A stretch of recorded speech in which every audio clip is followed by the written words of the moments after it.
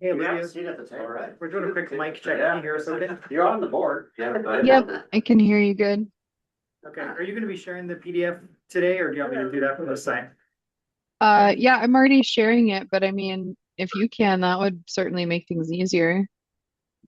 Sure, yeah, I've got it pulled up here. Let me, if you wanna cancel yours, I'll. I just realized I haven't asked you about horse hunting. You get one? No, yeah, this cold snap, I haven't, no. Yeah. I guess it's bad. All right, Since how's that, what's on your end? Yeah. Good. Okay, great, we're gonna go back on mute. Can't really tell exactly who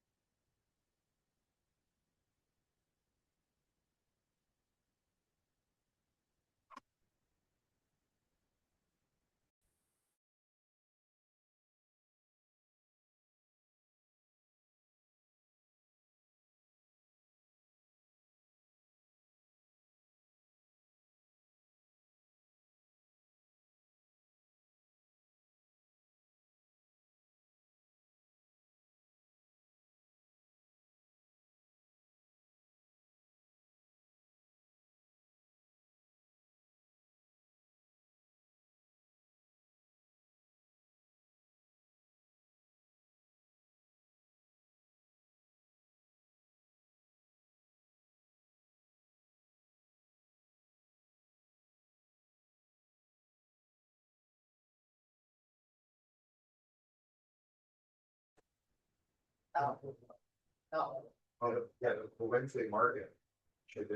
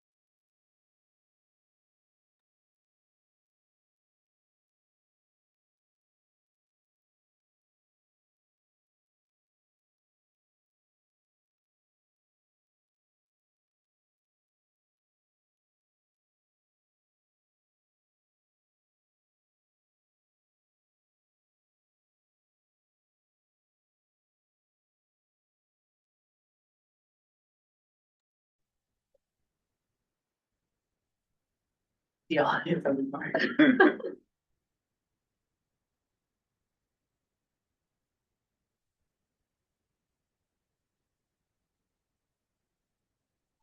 anymore. Right, can we do an audio check with folks online? Sounds good.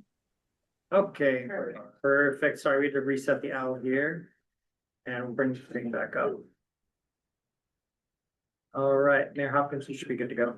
All right, thank you. Call to order, check. Introduction of members and attendees. We'll go around in the room, starting with Mayor O'Neill. Mayor O'Neill, City of Fairbanks. All right. Crystal Tidwell, Fairbanks City Council. Nick Zarnicki, DEC Air Quality.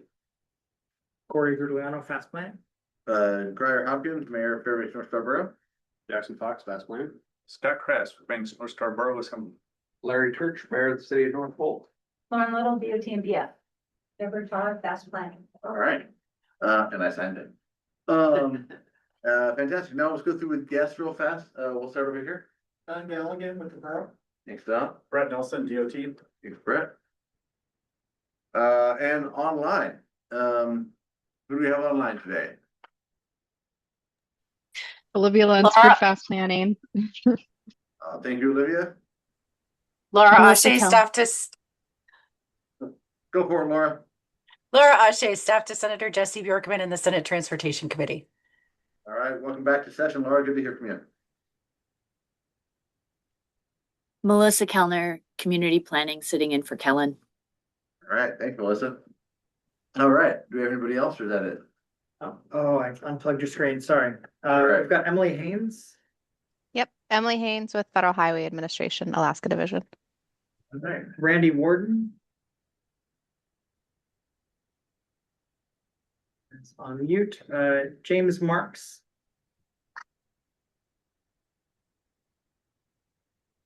And Randy Bailey, GOT. I believe that's it. All right, Sorry. I'm Megan Flory from Respec. all right, thanks, Megan. Thanks. All right, thanks, everybody. Thanks for joining us today. With that, we have the approval of the January 2021 agenda for today. Do I have a motion to approve the agenda? So moved. Second. Second, moved by Mr. Kress, seconded by Mayor O'Neill. Any comments? All right, any objection to adopting the agenda? Seeing none, we'll go with the unanimous approval and adopt the agenda. Do we have any, do we have approval of the minutes from December 17th? Do I have a motion to approve the minutes? Moves to approve the minutes from December 17th, 2025. Second. All right, thanks. Moved by Mayor Church, seconded by Mr. Kraft. Thank you both. Do I have any comments or debate on the minutes? Thorough as always. All right, fantastic. Do you have any unanimous consent? All right, unanimous consent to move or pass the minutes and approve the minutes for December 27th. With that, quickly on to number 5, the staff working group, or the staff report, sorry. Mr. Fox, take it away. Thank you, Mayor Hopkins. So beginning on page 12 is our staff report of activities over the past month since the last time we met. I'll start off with a couple first here for project and planning meetings. Just wanted to make note that I did attend the joint Borough Assembly and Road Service Area Committee meeting over in Borough Chambers on the current process and challenges with road service areas throughout the borough. There was a presentation by staff there on all the different challenges and recent attempts to annex in adjacent road service areas into existing road service areas, et cetera. And then I was provided the opportunity to join in the discussion with the Assembly and Road Service Area Committee. I thought it was a great meeting and a lot of great ideas. There were just a lot of different ideas. There's the opinions, I think, span the full spectrum on what to do. But the hope is that we can start small and tackle something and make some progress in one way, shape, or form or another. But that was a good meeting, and I hope to follow along as the Assembly weighs some decision points on that in this new year. Also want to make note that I did have a meeting with the DOT project manager in city engineering on the Chena Riverwalk project. There are some new challenges, I guess, in front of us here beyond the right-of-way acquisition process. There is a pretty substantial increase to the construction cost estimate for that. Also, we need to discuss inevitably the match and maintenance agreement for that project. This project was originally started with the assumption that state legislative funds would be used to cover the match for the construction phase of the project. The project was started quite a while ago. It was federalized in 2017. Since that time, the state appropriations that we've had devoted to this project have dwindled. We have allocated a lot of that actually to projects up at the UAF campus, providing their match challenges for their road projects. Again, I met with DOT and engineering staff, but I also participated in a council work session. I guess it was yesterday over at City Hall where this was discussed. And so we're trying to kind of open up all of the issues with the project and sort out a path forward. First one of which being the increased construction estimate and looking at potential design alternatives. But also we're looking at potential participation by the city and or the borough in the match and maintenance responsibilities and how we fund this project and how we move forward. So this is an ongoing conversation. It will be on the agenda for the Chena Riverfront Commission later this month.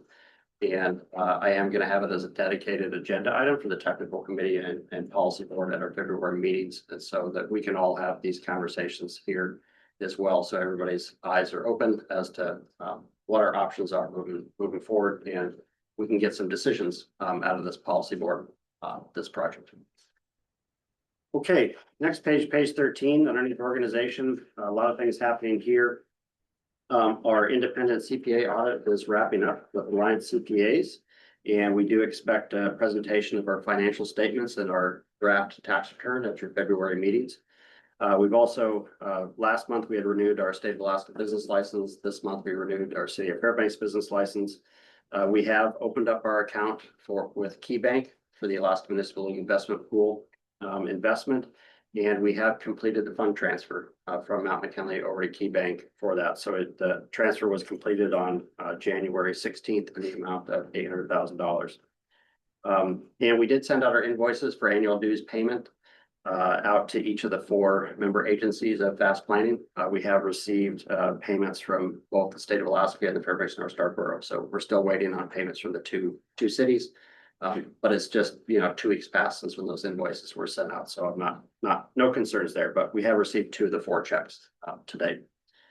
Then on public outreach, Olivia has prepared a dashboard for our public survey results and interactive map comments for our Metropolitan Transportation Plan update. That is on the agenda today underneath item 8A, and she will present that dashboard to you all. Also on the front of the agenda is a web link so that you can explore what's being presented here today. And then last, underneath funding, following our last policy board meeting on the 17th, we did release our transportation improvement program Amendment number 2 for a 40-day public comment period that began on December 21st and will close on January 30th. And I will share with you today under item 7A, the comments that we've received to date. Also want to note that with work from Olivia and Sue Sprinkle, they have acquired a $5,000 grant for fast planning underneath the action or from Action for Healthy Kids for work with the Alaska Walkability Action Institute. So that those grant funding will be expended this coming year. I believe they're focusing that funding at one or more crosswalks at school facilities in the borough. Location yet to be determined, but this will be discussed. Use of these funds will be discussed at the Project Enhancement Committee tomorrow and the Walk, Ride, and Roll Advisory Committee next Thursday evening. Kind of some brainstorming sessions on how that funding should be used. And that concludes my staff report. Very much. Do you have any questions or comments on that staff report? Chris? I just wanted to thank Jackson for coming to the assembly. I think your input was well received, and I think you described it accurately. Many ideas about directions, very broad. Yeah, and thank you for being there. Yeah, you're welcome. Thank you. All right, no others. Thank you for that staff report. We will go ahead and move on to the public comment period. Anybody from the public have any comments they would like to give? Anybody online? Go ahead and unmute yourself and start talking if there's anybody that would like to have a comment online. And if we do two at once, I'll draw straws. Anybody online have a public comment?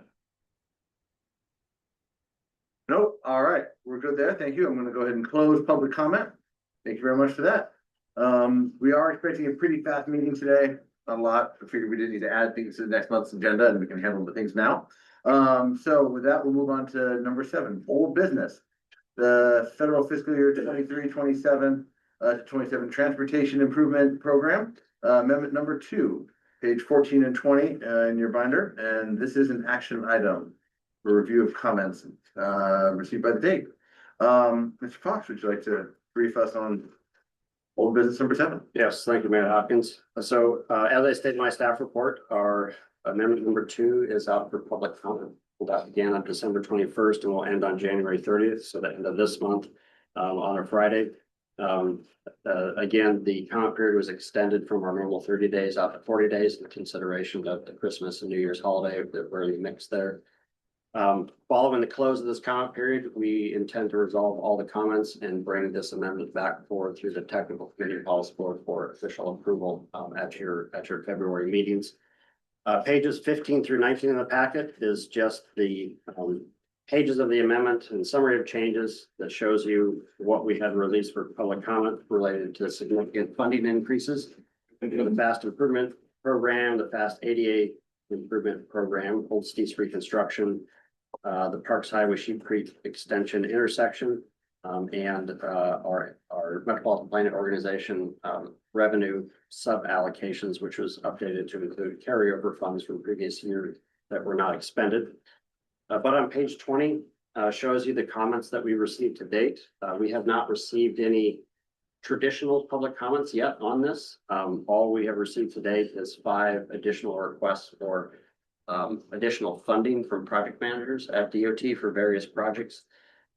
Everything that you see here on this table, so items 1 through 5 for the Steves Johansson Interchange, Chena Riverwalk, Morris Thompson Cultural and Visitor Center, Labor Transportation Center enhancements, ADA improvements program, and fast improvement program.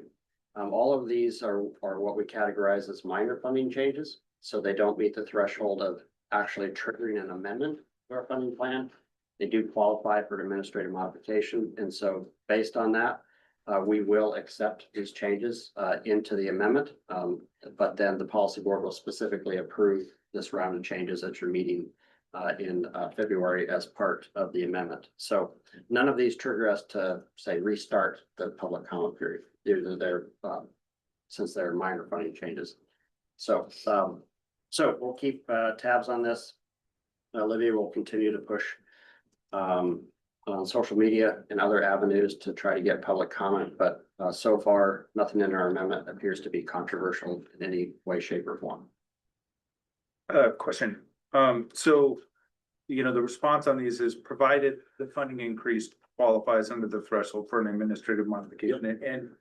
But what I just heard you say is that these funding increases would qualify, or how's that determination work? So we have a matrix that establishes certain percentage thresholds for funding increases, and depending on how much the total project cost is, there's thresholds for projects under 1 million, over or under 3 million, over 3 million, et cetera.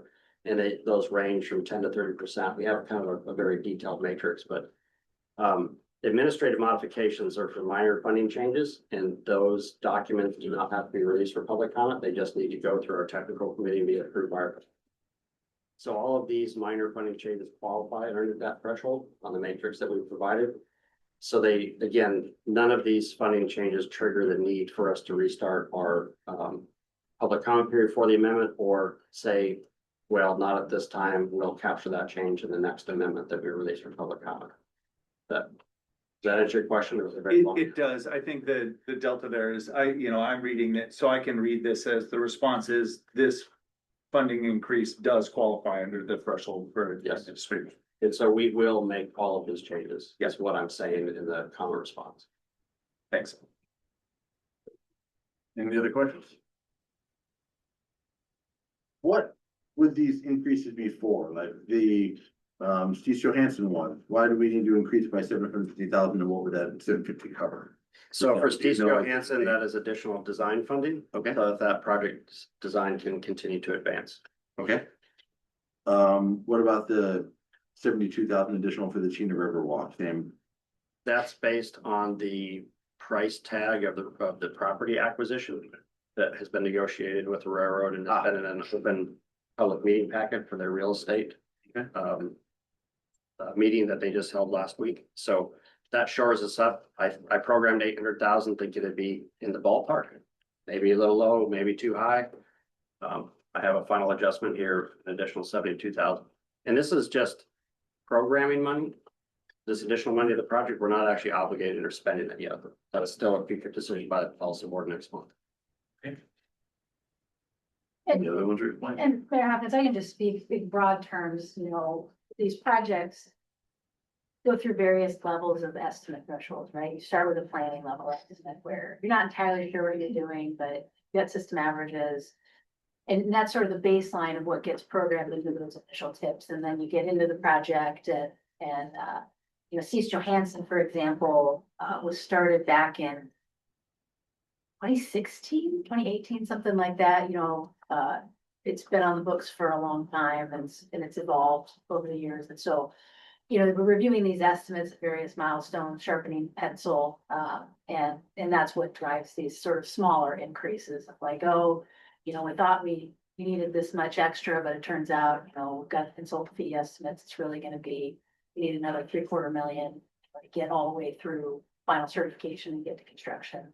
So we're doing those estimates throughout the project life cycle, and that's why you see these little cost increases just coming all the time. Sure, I was more wondering if they were for a specific thing, because it didn't say like who submitted the comments. So if it was, These are all DOT project Yes, managers. I gathered that, but they looked somewhat knowledgeable of comments, so yes.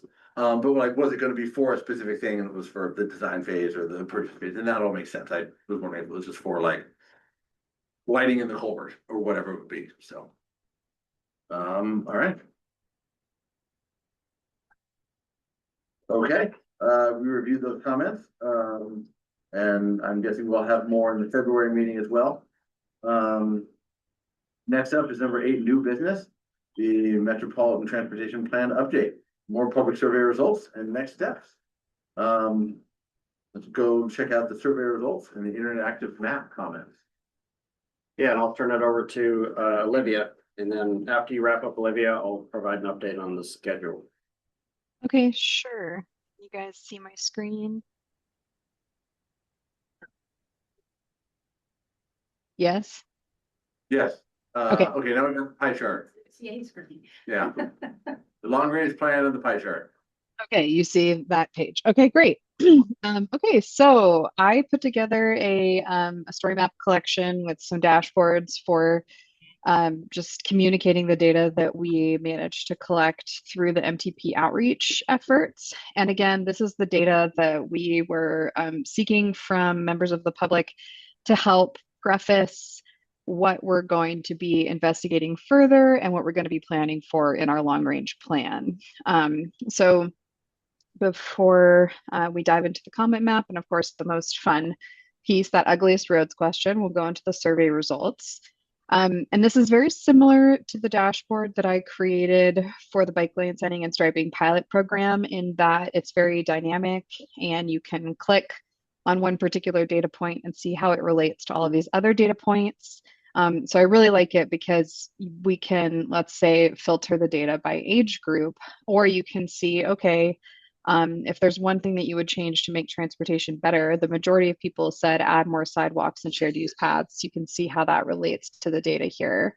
And we've got quite like a mid-age range over here, as well as a senior age range. And I love being able to filter the data based on how people are aging, maybe what stage of life they're in, maybe they're getting kids to school, maybe they're walking to and from appointments in the grocery store, what have you. But this is hands down my favorite part of looking at this data and being able to see where people's priorities lie. When you exit from the what is one thing you would change to make transportation better pie chart or bar chart in this case, you can also look at how people identified other. And so you can see, okay, these are other priorities that weren't listed in the options for me. And then you can even click these particular comments and see how the data breaks down in terms of age group and general area of residence. And so I really like it for that reason too, because we can see, you know, who is taking the time to make additional comments. I feel like a lot of times when we're doing data collection, it's easy for people to be like, oh yeah, well, you know, that's just like one group of person, which I can totally understand, but being able to filter out based on age alone, especially in our community when we have an aging population and we also have a lot of children, this is a really great way to be able to visualize that. So what is one thing that's working well for your transportation needs? The majority of people said I can travel in a timely manner without a lot of delays, which made me very happy to see. I think a lot of times we all get frustrated at certain stoplights, and it's just kind of a part of living in a space where you need to mostly commute by vehicle or what have you. But the reality is Fairbanks doesn't really have a traffic problem. If it takes you 20 minutes instead of 15 minutes to get from one side of town to the other, that is a result of, you know, things out of our control at this point. So it made me really happy to see that for the most part, people are reading into the transportation network in a way that they can get to where they need to go without a lot of delays. And this was also a positive. I have more than one way to travel where I need to go. So that really, I'm getting some chats. Oh, wait. Oh, I see. You're chatting to Sarah. Perfect. So we see that people can get where they need to go in a timely manner, and we see that people have more than one way that they need to go. And that's because we have a very short construction season, and I find that no matter what is being constructed on, there's always an alternative route. And so these two things scored very highly in terms of what is working well. And some people felt, you know, as if nothing was working well. And then other people took a little bit of extra time to explain to us, you know, like, this is not for me, or this intersection is actually more efficient than people would think. So that is that data breakdown. I also really liked the how many people are in your household question, because again, you might be able to pinpoint a little bit more about how household size relates to vehicle ownership, et cetera. And the unfortunately, you can't click on the annual household income and that communicate to the rest of the charts, but you can click on the responses and then see how it communicates to the annual household income there. So again, once you start kind of diving into census data and all of that, you can really learn how these particular data points can relate to what we understand about jobs in the household and vehicle ownership. But it was one small dashboard and I didn't have enough room for all of that. So the next kind of star of this data collection phase is this comment map. When you open it up, everything is selected automatically. I like to go through and deselect everything by using this little tool over here, and then kind of build on the comments once I get a handle of how many are related to which particular categories. So the majority of the comments that we saw through this data collection process, both through the map commenting and through in-person conversations with folks at our open house and our public comment pop-up events at a couple of different places around town, the number one theme was safety. People don't feel safe, and that really comes through in the comments on the map. We received, let me think, it was 380 pins that were put on this map, and the majority of those were related to safety. And you might remember, if you did take the survey and take advantage of using the comment map, that we did have a lot of these categories pre-filtered. So at first, people were a little disoriented because they're so used to dropping a pin on a map and typing in a comment. But we were trying to save both ourselves and our consultants a little bit of time on the back end by pre-filtering the comments and really getting people to think, okay, what specific safety issue am I trying to explain at this point in time? And if they didn't have a category, if it wasn't an intersection, if it wasn't related to a pedestrian crossing or speeding in a certain area, then they could select other and absolutely leave a specific comment in that particular box. And so that's how you can decipher whether or not we're going to see like a specific note at a specific intersection or a point on a road. Just click the other little dots related to other, and then that will be able to filter out some of those comments for you. But yeah, for the most part, we got the answers that we wanted or needed to be able to move forward with our planning portion of this long range update. So we do have connectivity issues listed as well. Those are the squares. People identified where there was no sidewalk or separated shared use path. And we did see through the comments in the survey results as well that the majority of comments related to shared use paths were that there aren't enough. And so we are breaking down that data now, of course, behind the scenes with the consultants, and I'm eager to see how these pins transform into planning efforts as well. We've got roadway surface conditions, snow removal and storage, sidewalk, shared use path connections, maybe needing some work. We had a lot of comments under that Pegger Road bridge. We all know that it floods the majority of the time, and it's also a pretty sketchy curve. And despite our best efforts at fast planning, was it 2, Corey, or 3? We put mirrors over there, and we have had multiple mirrors stolen. So safety concerns at certain parts of the non-motorized network. Bridge conditions have also shown up as concerns, and others. So again, we've got some additional comments about like a bike path along Belane Road or things like that. And we do have some other issues and comments. Those are also really helpful for just understanding, where people's priorities lie, that maybe they didn't fall into any of the categories above.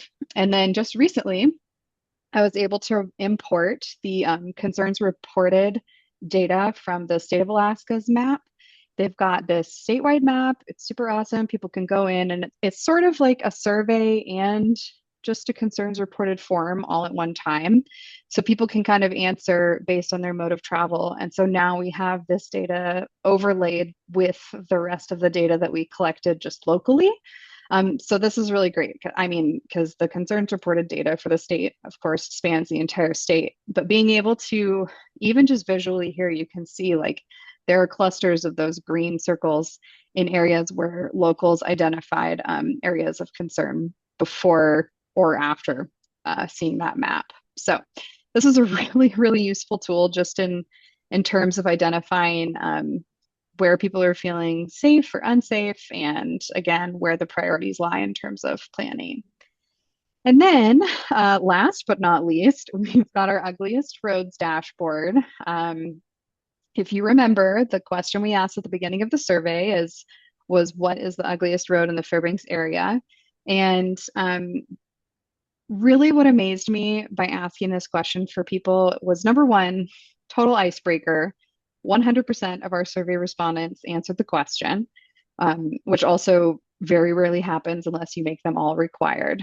But what I love about this is that it's not just about aesthetics. People identified all sorts of reasons as to why they considered whatever road it was that they put in their response to be the ugliest road. And it could be anything from like, it doesn't go to a grocery store to obviously the chain link fencing and things like that along Airport Way, the winner, chain link fencing and dead end cul-de-sacs, all of those sorts of things were reasons that people cited Airport being their least favorite road.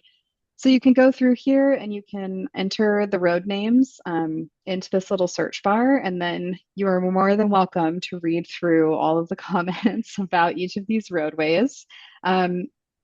These particular buttons are made by, basically I performed a filter on the data this many times over, and each time I ran the filter, it basically says, this comment includes these words. And so these aren't exclusive from the rest of the comments. So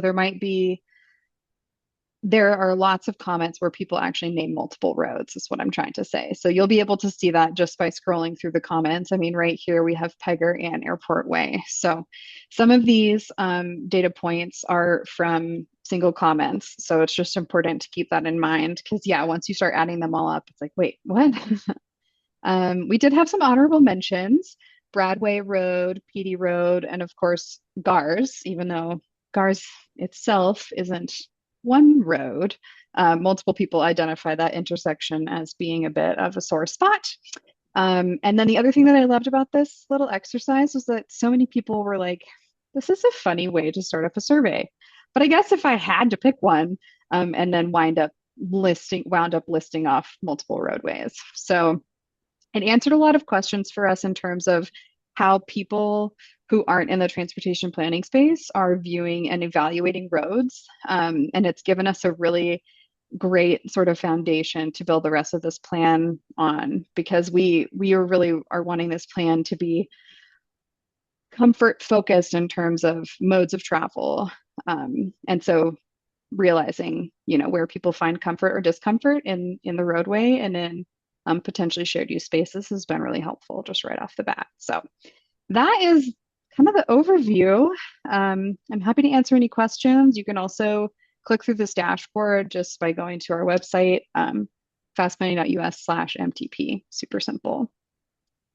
Any questions? Yeah, Ms. Little. Olivia, do you have filters on where people are from, providing the feedback, like whole area, Goldstream? No, we did zip codes because that was actually something I forgot to mention at the beginning of this. I did mention it, technical committee. The Fairbanks North Star Borough is obviously doing their comprehensive plan update. It's also a long range plan. And the consultants that are working with us on this planning effort are also working on that planning effort. And so we were very aware of asking the same question multiple times between the two organizations, and therefore potentially limiting the responses that we get, because people would open it up and be like, I just answered this yesterday, So we did go about it just by using zip codes, and then we'll further use the zip code data to evaluate through census data.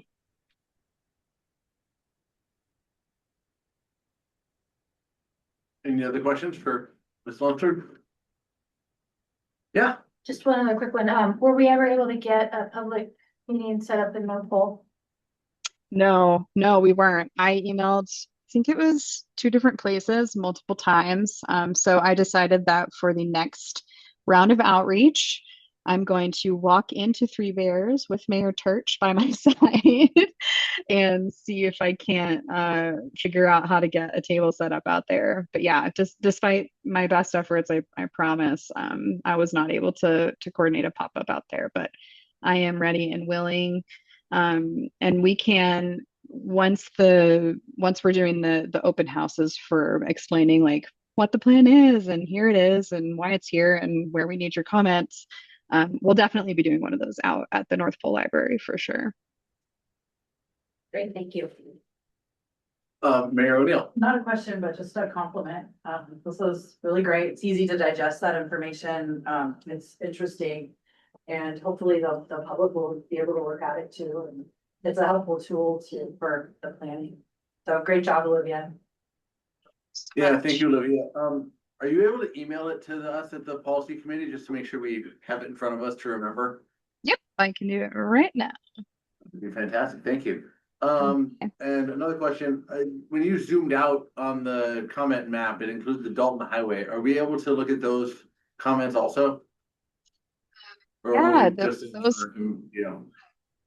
are from that statewide database, and I did not filter them out just based on our location. So if you zoom out, you'll see all of the comments are statewide in terms of concerns that people felt like they needed to report in the statewide database. So yes, you can absolutely look at these and see what the comments are and what the concern is and what even the mode of travel is, which I also really appreciate. So. And Olivia, is that a moment in time data pull or is that a live connection to that? No, I wish it was a live connection, but it is, yeah, it's a CSV download from I think about 3 weeks ago. So for our planning purposes, for visualization, I wanted to just add them on here. But for planning purposes, we'll absolutely be just requesting the newest moment in time information. And all of that data though is available on a DOT interface. I specifically emailed Pam and Nathan, Pam Golden and Nathan Stephen for this data, and then they connected me with a GIS person. I don't think that this feature layer is publicly accessible for download at any given time, but I mean, yeah, just through email, snail mail. What do we do with these results? How do we use them for our planning purposes, for funding or grants? What do we do with these? Yeah, so okay, sure. Yeah, go ahead, Jackson. Oh, go ahead, Olivia. I Well- gotta share some thoughts and schedules, so go ahead. Yeah, no, I mean, we take all of this data and information and see how these particular concerns relate to the information that people gave us in the survey results, like in the questions. And then we use these to basically identify projects in buckets of short range, medium range, and long range. Short range, obviously, is stuff that we can program into our TIP within the next or the after next funding cycles. Those are, the 4 to 5 year funding plans. And really, more than anything, this data essentially helps us form a checklist for transportation projects in the area. So it is really fun going back to old plans and being able to look at the lists of projects and being like, whoa, we did that, and we did that. And these were all projects that were put into these programs and these plans based on the comments of the public. So kind of what you'd expect from a planning process. But I'm finding this version of our MTP process to be a lot more iterative already. And we're just in the beginning. So it's going to be exciting. Great, thank you. Do you want to expound on that? Yeah, I just want to add that, so next month in February, we'll be holding our third steering committee meeting for this Metropolitan Transportation Plan update. And the focus of that meeting is the needs analysis. So at this meeting, we'll be looking at the existing conditions and system performance report for the transportation network. So very data-driven, objective, like these are the transportation issues that you have, whether it's congestion or high crash rate here or there. But this map, these comments here fill in the gaps. So an example would be, you might have an intersection where there's a lot of folks that say, this feels unsafe, this movement's bad, I almost got hit here. But the crash database may not reflect that, like you may not have fatalities and serious injuries and, a high crash rate at that intersection, but when you have a public comment map like this that tells you, oh, 16 people that fill out this survey identified this section as a safety issue, that's where you mesh the public comment together with the data-driven existing conditions and system performance that we have so that we can begin developing that needs list, which will turn into a project list for infrastructure improvements throughout the transportation network. And then later we'll develop screening and scoring criteria to prioritize those projects. So it's a very kind of linear process here, but this public input is critical to reality checking the data, but also highlighting issues that the data just doesn't show. All right, thank you. Questions on that? Okay, thank you. How much longer is this open for? Is it closed now or for public comment? Oh yeah, in terms of data collection, it is closed. I mean, people are always welcome to send us a comment by using our form online or sending us an email. But this exact survey, we closed it back, mid-November. I can't really remember. But yes, it is currently closed. All right, thank you very much. Look forward to finding time to review that. Thanks for emailing it to us. Thanks for your work on it. Next up, we have a guest presentation from Sarah Lucy with DOT on the statewide long-range transportation plan. Thank you, Mayor Hopkins. Sarah, are you able to share? You're not a panelist. I'm not sure if you have that. Corey, can you try adding me again? I'm sorry. When I saw it pop up, I wasn't quick enough to get to the other screen. There we go.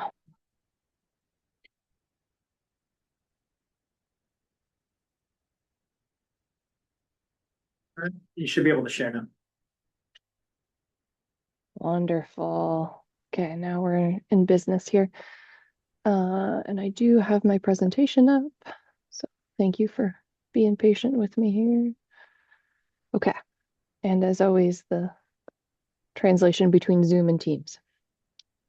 Okay. Thank you for having me today. I'm here to give an update on the LRTP 2055 long-range plan for the department. I'm Sarah Lucy, I'm the statewide planning chief here at DOT, and what a great overlap conversation with the MTP update. So feel free to ask questions as I go along here. I have 10 or so slides and I'll kind of speed through them, but hoping for conversation or questions at any time.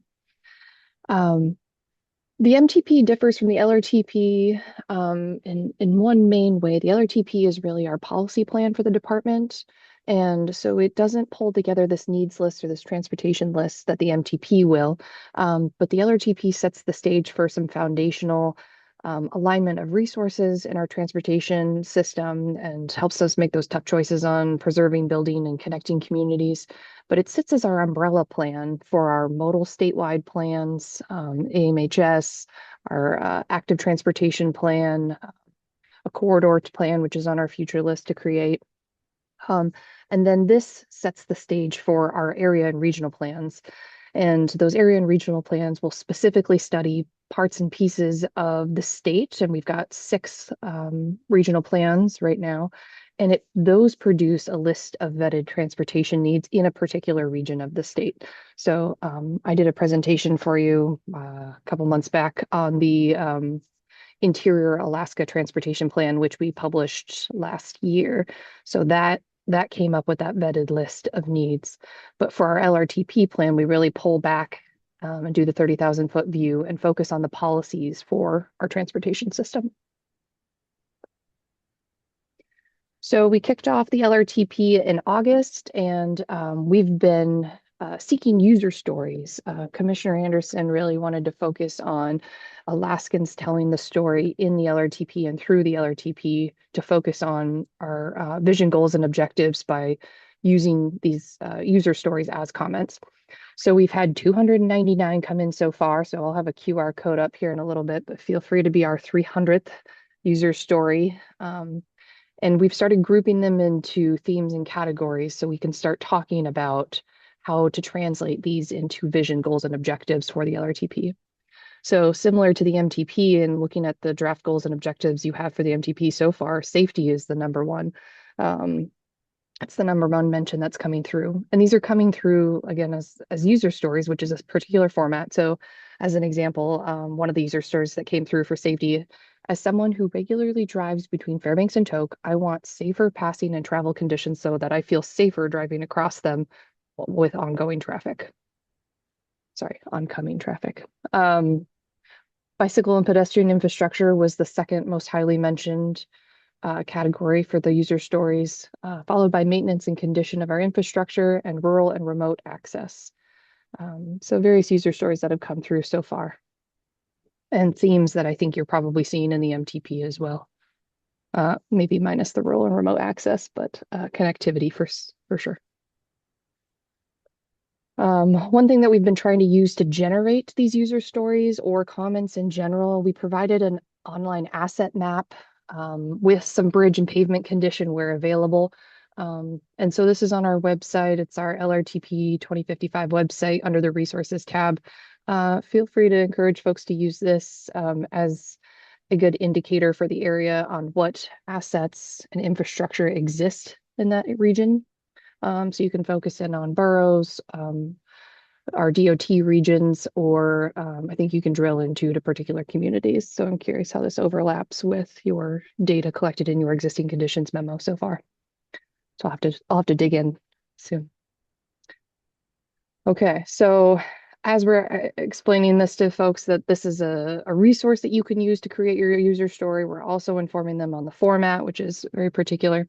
We're using the as a, and then you can insert your persona as a commuter, a driver, a bicyclist, mother, a father, a student. I want blank, so that blank. And this really puts us into that purpose and need. All right, we want to hear the needs of Alaskans and from their transportation system, and then what the benefit would be to them. And so really focusing in on that particular individual story of that user. So I'll drop this link in the chat after the meeting as well. Where are we on our LRTP 2055 effort so far?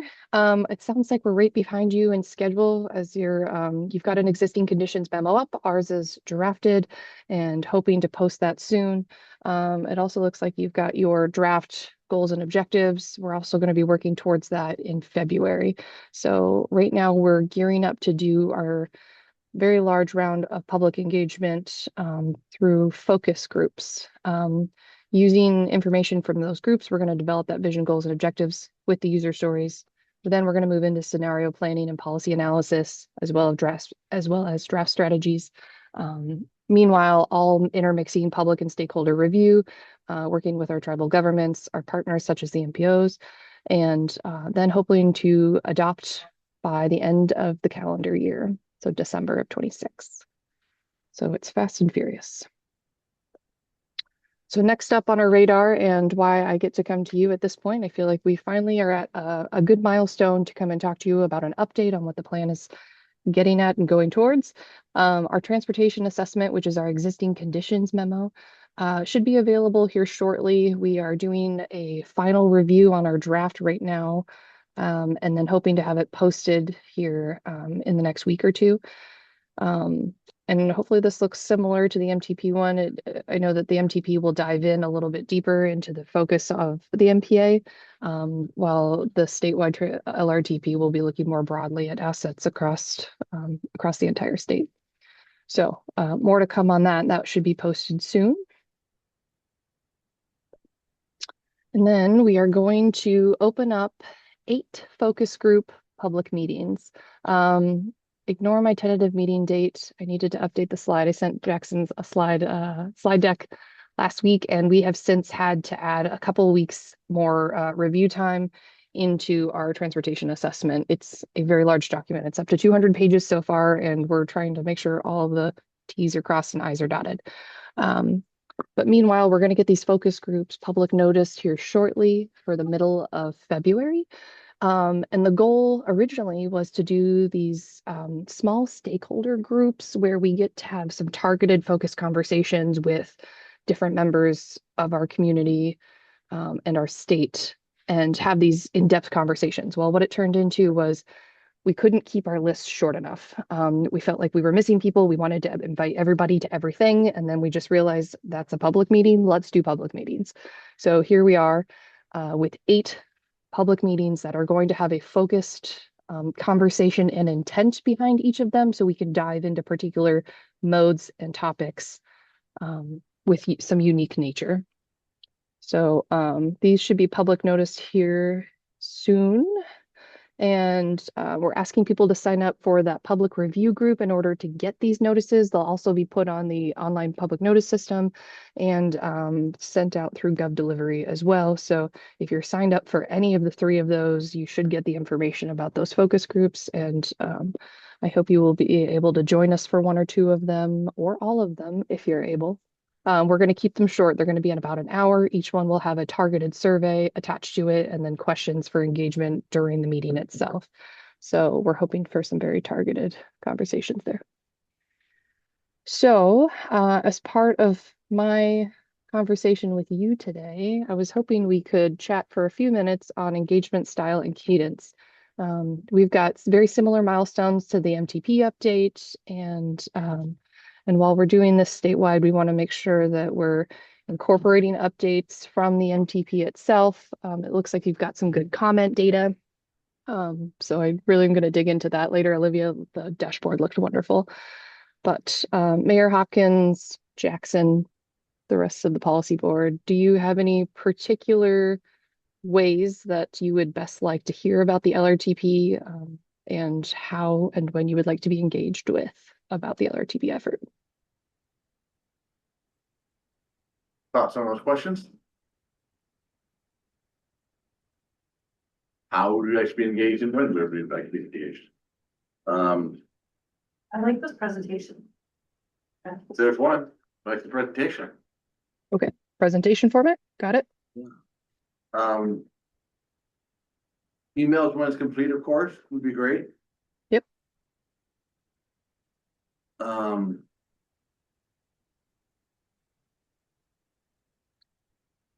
Also Our like draft. any timeframes? I'm sorry, what was that, Sarah? Oh, I was going to say our draft plan will be public notice for 45 days, so you'll get an email for that. Absolutely. And my general goal here is just at any particular milestone point, I want to make sure that we're trying to get in these presentations and we're trying to engage with folks on the feedback early. Because if we're going to make changes, we need to make them as we're going, because our timeline is pretty short. Okay. Okay. All right. No other comments or ideas for delivery of this? But thank you. Appreciate that. Okay. Absolutely. Well, thank you for the time, and I can drop my comment or my contact information in the chat box as well. If you have any thoughts after the meeting, please feel free to let me know. And I'll be back probably before you know it to do another update. All right, thank you. Appreciate that. Thank you. Would anybody like to make sure they get that contact information, or are we okay? I can pull it up on the screen and leave it up there All at the right. end of the meeting. All right. Well, thank you. Now we're done with new business. With that, we're gonna move on to some informational items, and that's just our obligations and offsets for federal fiscal year 26. That's on page 34, 35. Yeah, thank you, Mayor Hopkins. So real quick update here. This is our obligation report as of January 5th. We're only at 5% obligated on the federal fiscal year. This is quite a bit behind previous federal fiscal years as far as obligating our federal funding on projects throughout Fairbanks and North Pole. I did visit with Randy Bailey, who is the DOT area planner. And she did visit with the various DOT project managers in charge of all these projects in our area here. And she reported back to me that obligations will be advancing soon. There just wasn't a need to obligate these funds quite yet in this federal fiscal year, but we should see a sharp rise in these in the coming months. So I'll just continue to monitor them on a weekly basis. Mayor O'Neill? Is the fiscal year July to June? No, it's October through September, Oh, okay. but typically these obligations need to occur by early August. What is if we have 5% of all the federal dollars sent to us have been obligated? What is normal-ish? I'd have to go back and look, but I would, I guess be a little bit more comfortable if we were in the 20 to 30% range. So, I mean, every project has different needs. I'm not, real concerned right now. I might be concerned in June if we're still really low on obligations, but, anyways, like I said, I will just keep tabs on this on a monthly basis and hopefully we're fully obligated by the end of the federal fiscal year. Ms. Phil? Yeah, and I can say one of the things going on this year, it's the same thing on the STIP side for Northern Region in particular. We were very aggressive last fiscal year in delivering the 26 construction program in the fiscal year 25. Some of what you're seeing is we front loaded a lot of the construction program fiscal year 25, even though it's a 26 construction program. I'll also add, I signed the title sheet for the Chino Lakes project last week, which that's a key step in turning that obligation, and I think that's one of your highest dollar amounts in all of. Yes, it is. Yep. So that one is very much on track for obligating here this, if not this month, or the next month, but advertising. Right. Mayor O'Neill? So what's the strategy behind that sort of to use 26 funding for 25 or front loading it? Front loading, it just means that we have a higher certainty of having it advertised. For our construction season, we want to have the bulk of our program advertised and awarded before you, right? Because that gives contractors time to plan their work, get their equipment where it needs to be, on and on and on. And so to do that, really, you're obligating that money in August, September of the prior year so that it can run through. You've got your money, you've got your package ready to advertise. So really, the big obligation time is for construction here is the end of August through February. That's going to be the bulk of your obligations for that 26 program. You start obligating beyond February and you start running into risks of getting that whole advertisement period and award period done for all of a sudden you're given an LTP in June. That's not super great. Depends on the project, right? Some of these fast surface upgrades can tolerate that better than say Richardson Avenue construction. But that's kind of the overall strategy that we're always trying to pull for there. But that'll push, the 25 obligations you're gonna start seeing those heavier in that July, August timeframe for this fiscal year, because that's 27's program. Okay, thanks. So you'll start seeing these obligated in August or these in April?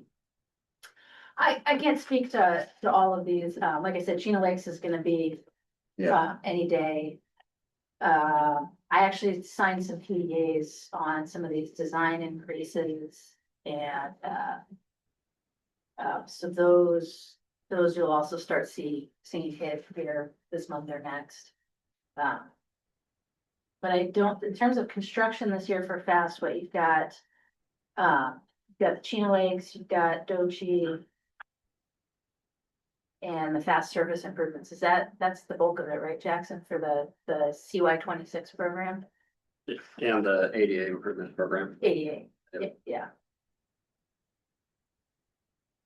Yes, those are the big ones. Yeah, because like if you look at Sheep Creek Extension Shared Use Path, that's got a construction out this fiscal year, but that's a CY, construction year 27 project. So that's the one you're gonna see coming in August timeframe as opposed to January, February.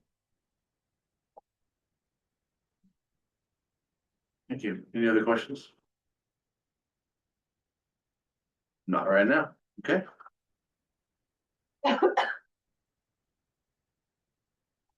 All right.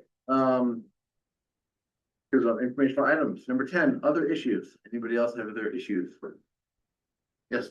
Not an issue, but I just wanted to let this board be aware, we are getting close to pushing print on a draft STIP.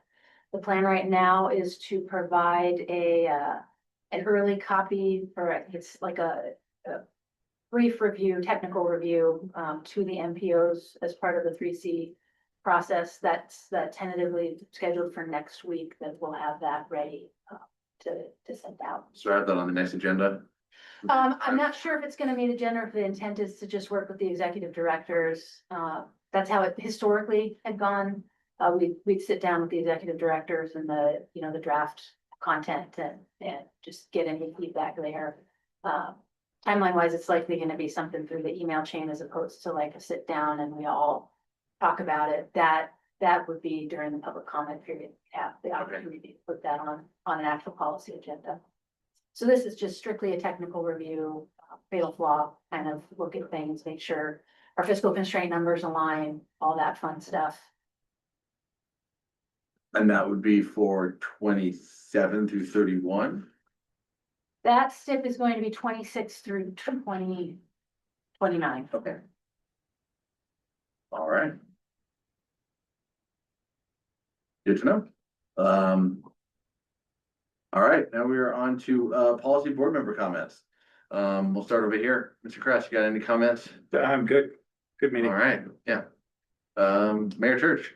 I'd just like to thank Olivia and Miss Lucy, I'm saying that right, for their presentations today. That it's nice to see the information, but then visually be able to see that in a form that makes it a lot easier to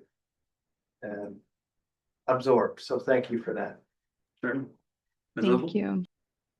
Yeah, I'll just echo, it's kind of exciting to see all of these long-range planning efforts syncing up. So we've got the LRTP, which is the state's long-range effort. We've got FAST MTP, AMATS is also going through an MTP effort.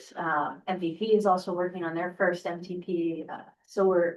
It's just kind of neat to see all these efforts kind of on these similar timelines. So we hopefully at the end of it, we'll have plans that don't just sit on shelves. Plans tend to do something good.